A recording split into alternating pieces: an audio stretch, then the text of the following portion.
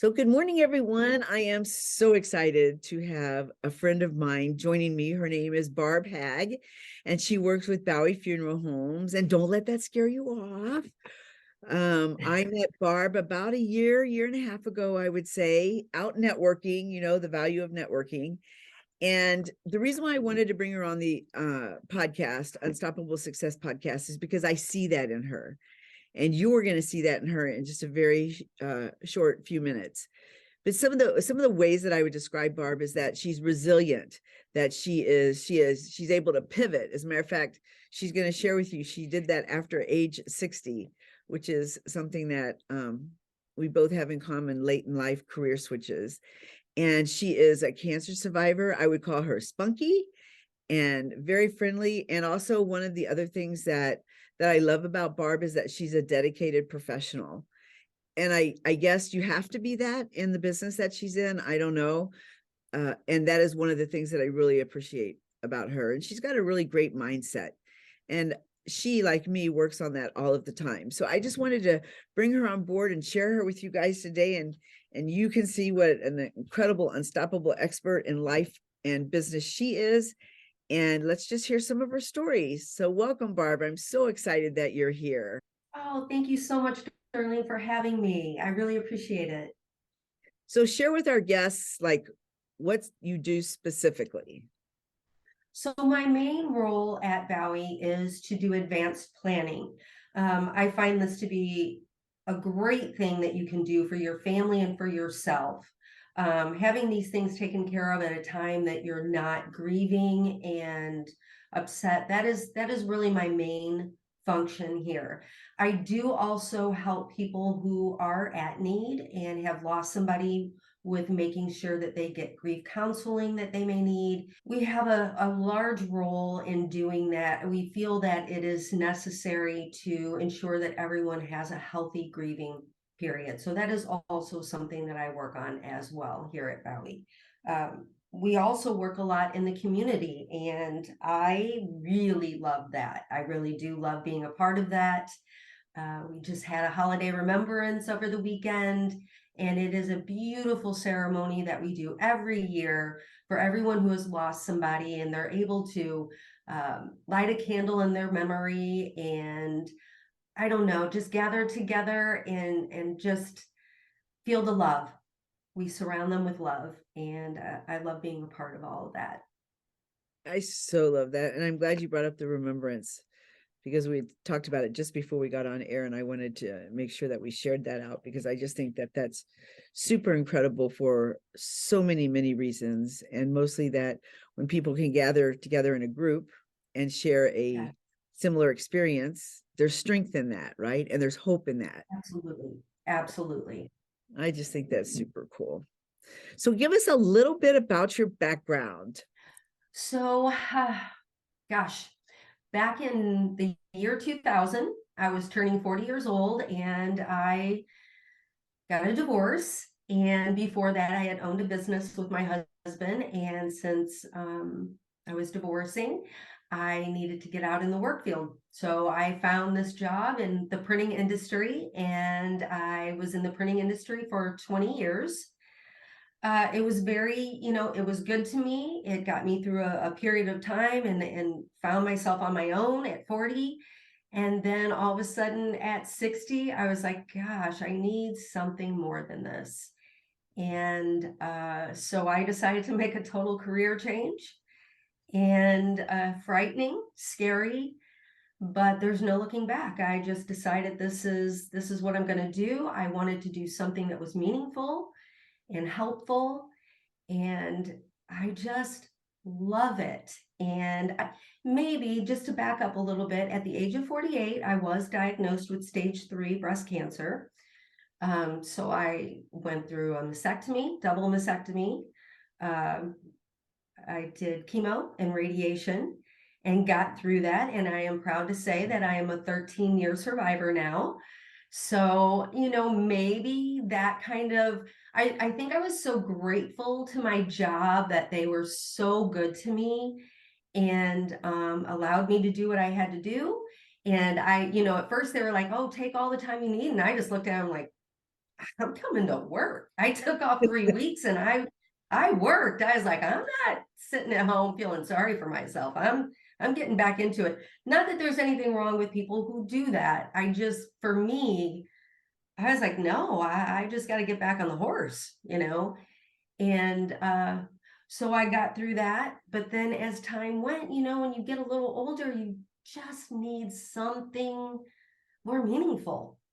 And gosh, I found Bowie, or Bowie found me. I'm not sure, but I feel so blessed that I've come on board here, and everybody has just been so supportive of me. And I just really enjoy my job. I never wake up going, I had to go to work. I truly look forward to it every day. I think that's so cool. I want to really talk a little bit about your mindset, like going from, owning your own business to shifting back to a professional life, to a mindset wrapped around cancer, and the whole idea that, you gave yourself 3 weeks, and I'm in it, my words, okay, no pity party for this girl. We have a life to live. And I absolutely grow an even greater respect and admiration of you over that. And then the mindset set shift of, and this is something you and I talked about, all of our friends are retiring and they're staying home, and we're like, nope, we got a world to live, we got a world to impact, and we're going to keep doing that. And that whole mindset around that. So just share some about your mindset. Yeah, you know what? It is difficult having everybody retiring around me. And there are moments, I do have moments when I'm like, oh my gosh, you know, I'd like to be able to just garden. But then it's like, really? Would I be happy doing that? I mean, I love being around people. And so I have found that when I'm not around people, that's when I start feeling kind of introvert, and I don't feel as happy. In the moment that I'm back out and I'm meeting with people, it just gives me strength. It really does. So for me, I'm a survivor. I guess that's what it is. I'm a survivor. I know I'm a survivor, but I think there just came a point when I wanted to do more than just survive. I really want to live life. That is where my mind is going. And I feel like people say the golden years. Well, they are my golden years, and I am going to make the most of them. And I just feel like I've hit the accelerator, you know, and I'm just starting life. It Yeah. was right. You know, Yeah. I mean, it's crazy, but I loved every minute of my life. I loved being a mother. I loved being a wife for many years. And then things just started changing, you know, and life became difficult in my marriage and things like that. So I just found myself in survivor mode constantly. And now, 62, and I am just like, yeah, bring it. I That want to travel. that's so cool, because when you said I am a survivor, and I was thinking, you are a thriver. You survived the moment and you moved on to thriving after that. And that's just so admirable. And you are a person that so many people can look up to. You're a role model. You're a role Oh, model for thriving. And I think that's, I mean, what a great, I get the chills just telling you that's just such a cool thing. And that I get to be your friend and work with you is just truly amazing. and that's how I feel about you. When I met you, I just instantly knew. I'm like, this is somebody I definitely can get to know, and know that we're going to be friends. You Yeah. know, I just instantly felt it. So Yeah. I love it. Yeah, it's a two-way street for sure. So tell me, what are some of your goals for 2023? What you looking at? So my goal is to, of course, grow financially. You know, being a single person, it is not easy. Everything's just going up, and I mean, again, I don't want to just survive. I don't want to be paycheck to paycheck. So I do have a financial goal that I am trying to reach, and not only a financial goal, but to also reach more people. Mhm. And this job has allowed me to get out in the community in many different ways that I didn't even know was possible. I cannot believe the amount of people I meet, and it has just truly um, you know, you can watch the news and see so many sad things and dying, and it's just sad. And you wonder, it seems scary, right?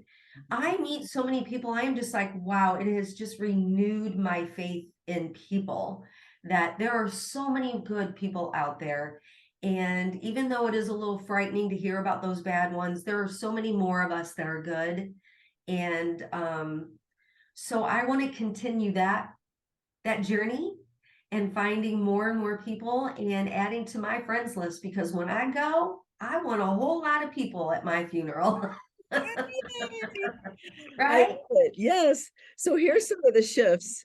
And we didn't talk about this, but this weekend this came to me after our conversation. So I planned my husband and myself. We have planned all of our final transitions with you. That's how one of the really super important things that I wanted to do when I met you, and that was one of my goals for 2023, or excuse me, 2022. And so one of the things that, as you know, I said, it's up to my daughter. She can decide if they are, my daughter and my son, if they want to lay us out. That can be their choice.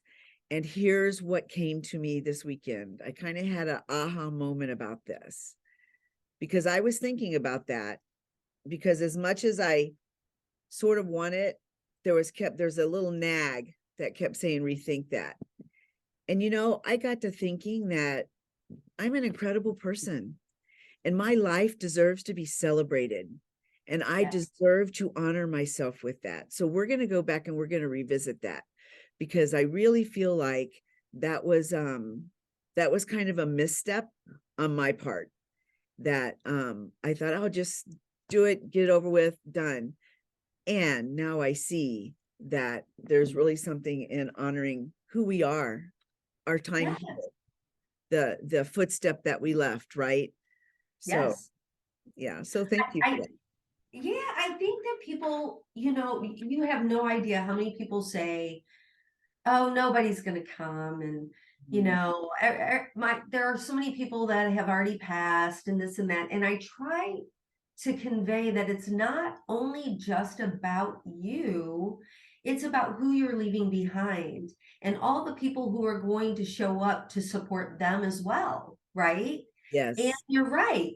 I mean, you are entitled, even men who have been in the service and women that feel they don't deserve honors and things like that. They're like, well, I wasn't in war. And I'm like, are you kidding me? You still did this great thing for all of us. And no matter what you think, you could have at any time gone to war. So thank goodness maybe you didn't. But however, that is noble. And we all again do deserve to be celebrated, I right? oh, like 1,000%, I agree with you. And I just feel like I'm thankful that kind of aha came to me and I paid attention to it. I think it's all Yeah. part of my personal growth. It's all part of Yes. me owning my truly amazing humanity. And Yes. um and I just wanted to make sure that I said thank you for that. So share with us a little bit about Bowie itself. Well, so the thing that I like about Bowie, because I could have chosen probably any place to go, but I just feel that obviously we serve families who have lost somebody. Try to serve families before they lose somebody.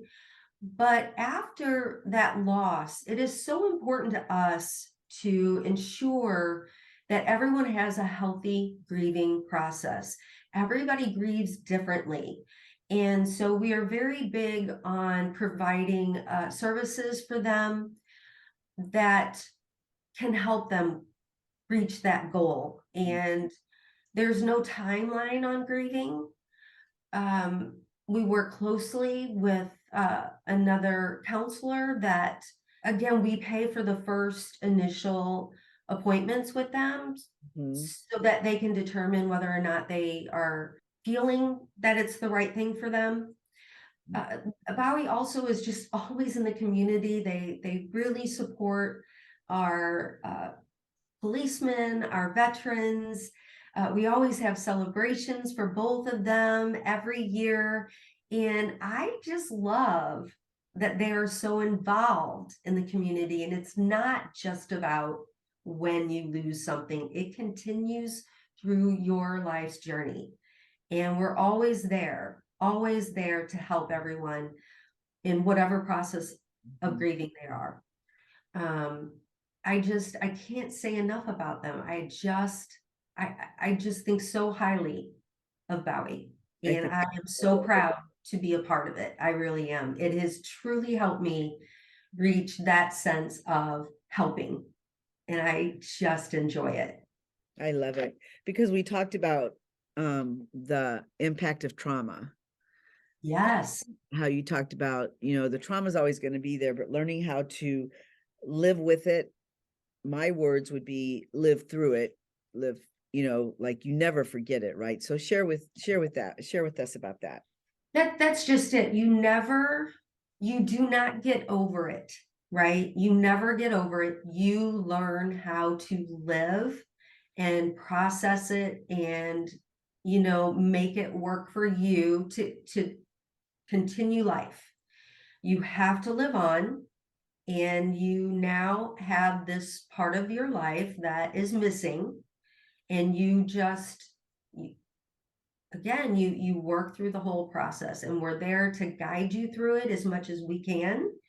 And yeah, it's always going to be a part of you. That's just it. Even when somebody dies, they're still there. There's always going to be with you, right? Especially people who are close to your heart.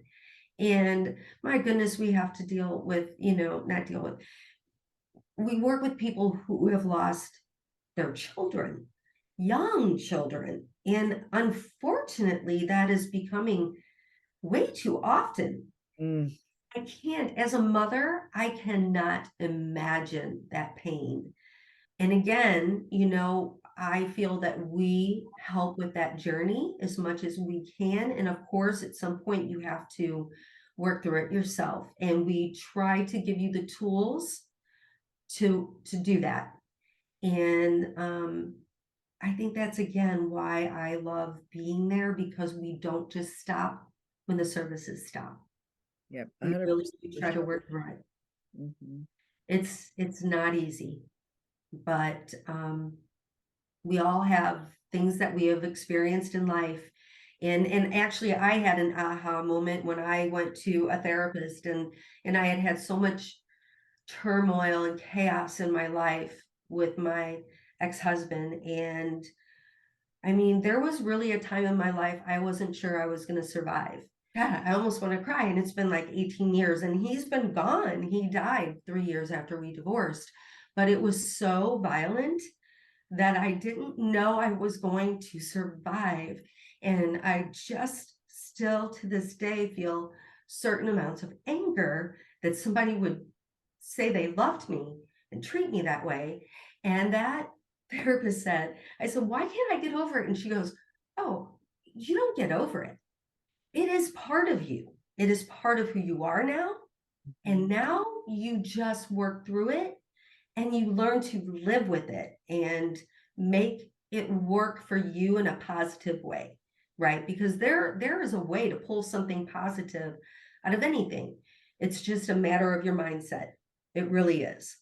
Yep. Well, wow, I'm sorry. I didn't know I was going to go that deep. No, please. Thank you. Thank you for being raw and real. That's what I always say.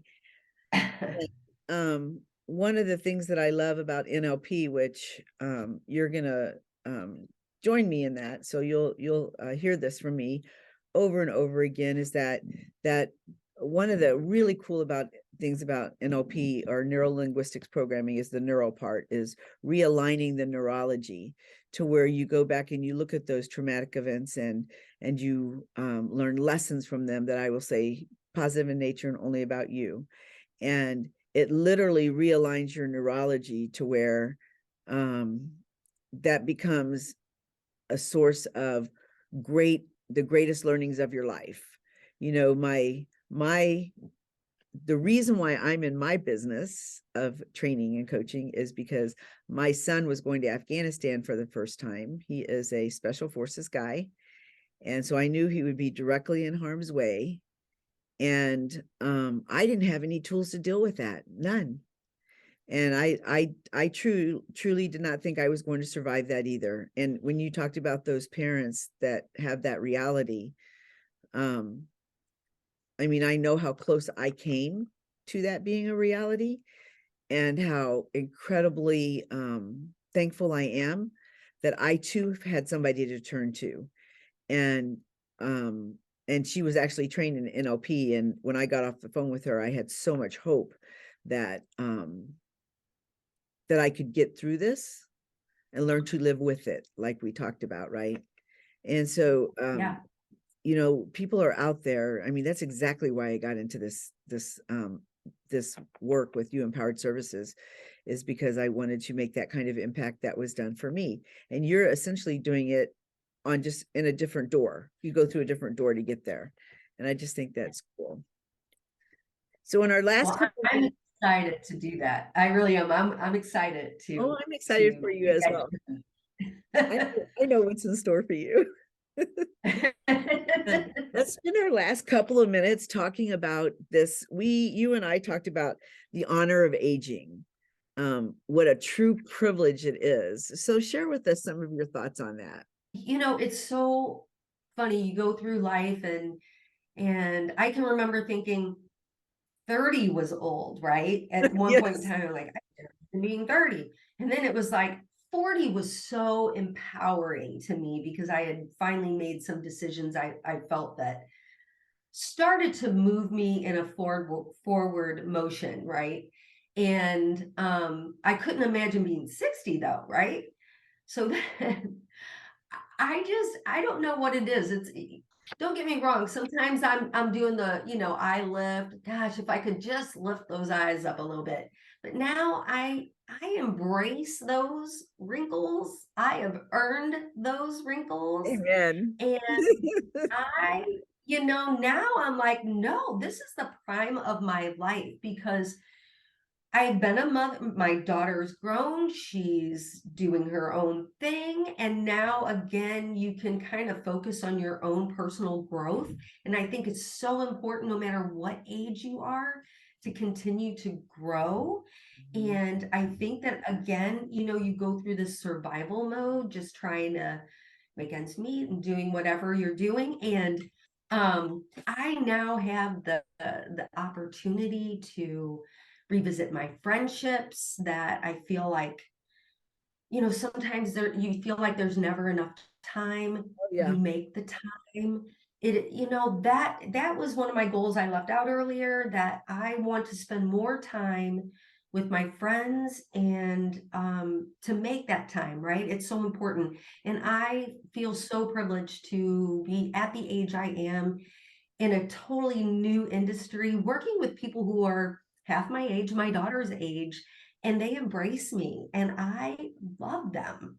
So it is so important that you just keep moving forward, because if you don't move forward in whatever direction, or whatever that means for you, you become stagnant, right? And then what? So to me, I'm going to be that 70-year-old in like a pair of leather pants, right? Yay. Yeah, Rocking it. I'm rocking it. absolutely. So I'm looking forward to that 70.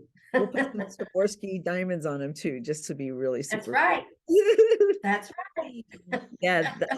Universal law tells us that we're either standing still or we're either moving forward or we're moving backward, that we're never standing still.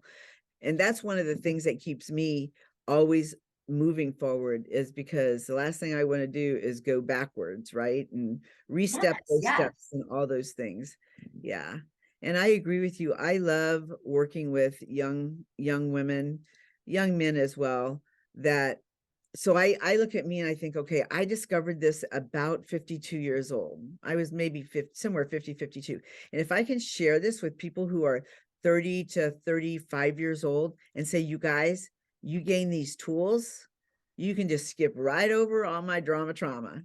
And you Yeah. learn this now, and just like your life would be, we say that if you can model somebody's success, you can attain that success in half of the time that they did. And so I'm like, check me out, do the work, do the do Yeah. now, and that's Yeah. one side of it. And then the other side are women exactly like who you are. They're like, personal development, yeah, it's a lifelong thing. I'm going to continue this until I die, and Yeah. so it's kind of like both ends of the spectrum, and I love them both for different reasons, because one I get to mentor, and one I get to just like journey alongside, right? So it's so cool. Yes. Yeah. Yes. So, well, thank you. Anything else? Let's see. How would we want people to get a hold of you? Uh, Um, my cell phone is probably the best way to get a hold of me. If I don't no, answer right away, just leave me a voicemail. Um, and can I go ahead and give them that phone sure, number? absolutely. It is 314-960-4861. And if I don't answer right away, I guarantee you I will get back to you. So just Perfect. leave me a voicemail. But I so appreciate you letting me come on and talk a little bit about my journey. Oh, I It's love it. I yeah, really appreciate it. One I last question. yes. What makes you an unstoppable expert? I just don't, I just keep going, right? And I just want to be a sponge and absorb everything that I can. And I cannot believe sometimes how much I've learned in the past year and a half, something totally new. So you just keep an open mind and know that you can do it, and you can teach an old dog new tricks. Oh, baby, baby, that's so true. I love it. Okay, well, thank you so much for joining me on the Unstoppable Expert podcast, and just, I don't know, on my life journey, and allowing me to share my gifts with you, and you sharing your gifts with me. It's just really great, and I look forward to our futures for sure. Same here. Thank you so much, Derlene. I appreciate it. My pleasure. All right. Bye-bye.